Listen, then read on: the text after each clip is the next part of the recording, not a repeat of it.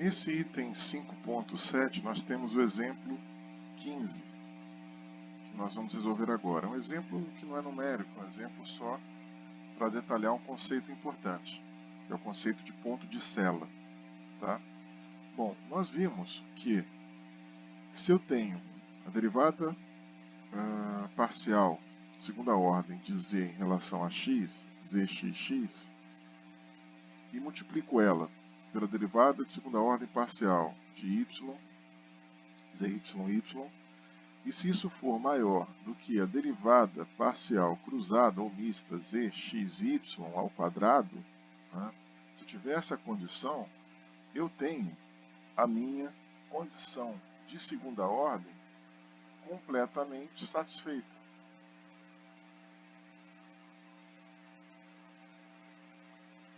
Completamente satisfeita.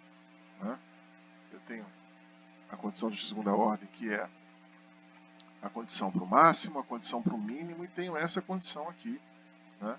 Que é a terceira condição de segunda ordem, vamos dizer assim. Agora, se eu não tiver isso, tá? Ou seja, se eu tiver algo diferente, como, por exemplo, se eu tiver z de x vezes z de y menor do que z de xy ao quadrado, nesse caso, a minha condição de segunda ordem não ficará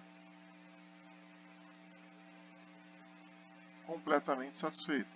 Eu não vou atender ou obter a condição necessária, a condição suficiente, na verdade, para eu ter garantia de que eu estou no ponto de máximo ou de mínimo. Então, a condição de segunda ordem não ficará completamente satisfeita. Tá?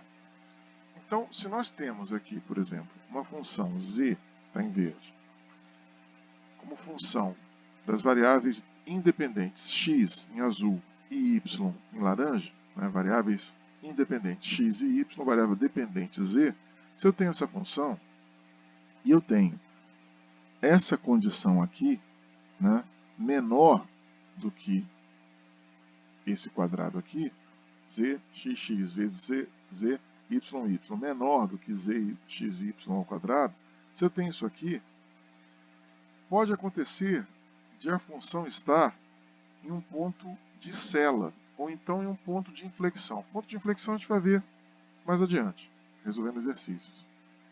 Mas pode ser que a função esteja num ponto de sela. Se a função estiver num ponto de sela, se ela for um ponto de sela, como está nessa figura aqui, ela vai estar num ponto de máximo quando nós observarmos ao longo desse eixo y aqui. Tá? Nesse eixo y, repare que aqui ó, tem uma parábola aqui embaixo e ela está no máximo aqui, tá vendo? Ó, aqui é um ponto de máximo se você olhar dessa perspectiva do eixo y. Tá? Só que ela vai estar num ponto de mínimo quando você olha da perspectiva do eixo x. Olhando aqui, ó, ela está numa descendente aqui, o mínimo, depois ela sobe. Né? Ou vindo de lá para cá, ela cai e depois ela sobe. Aqui é o mínimo. Então ela está num ponto de mínimo olhando no eixo do x e está num ponto de máximo olhando no eixo y. Tá? Então isso aqui nós chamamos de um ponto de sela. Parece uma cela, né? Uma cela de selar equinos, né? Cavalos, burros, etc. Né? Parece uma cela. Então, neste ponto de sela, nós temos essa condição aqui, né? Que não satisfaz completamente a condição de segunda ordem. Eu não garanto, se eu tiver essa condição, se o ponto está no máximo ou no mínimo. Ele pode estar no mínimo para x e no máximo olhando, né, da perspectiva de y. Olhando da variável independente y, a função está no máximo, mas olhando da perspectiva da variável independente x, a função está num ponto de mínimo. Tá? Então, no caso de um ponto de sela, as segundas derivadas parciais diretas, que são essas aqui, elas assumirão sinais diferentes. Tá? E essa condição aqui, que é a terceira condição de segunda ordem, não será satisfeita. Nós vamos resolver um problema mais adiante na lista que trata desse assunto. Tá? Por hora, eu só estou descrevendo para vocês o que é um ponto de sela. E logo adiante também nós vamos responder um exercício, nós vamos elaborar um exercício e teremos nesse exercício a interpretação ou apresentação do que é um ponto de inflexão.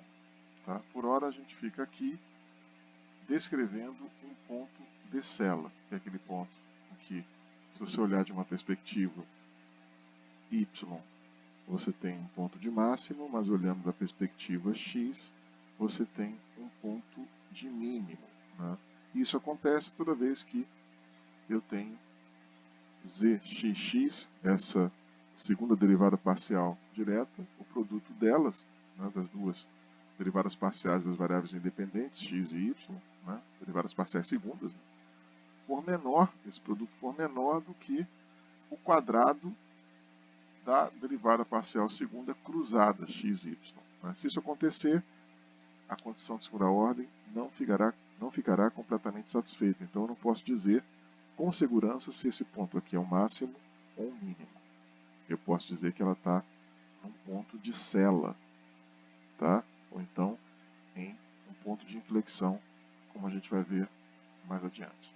Então, até o próximo clipe, quando nós iniciaremos o estudo de otimização com restrição, que é muito importante aí para o economista, tá? E vários problemas vocês vão resolver ao longo do curso, em micro, em macro, etc. Crescimento econômico, tudo mais, finanças, que usam a otimização, cálculo, né, de otimização com restrição, maximização com restrição, minimização com restrição. Minimizar um custo com restrição, maximizar um lucro com restrição, maximizar uma receita com restrição, enfim. Maximizar uma função de bem-estar social com restrição e assim por diante. Então até o próximo clipe com otimização com restrição.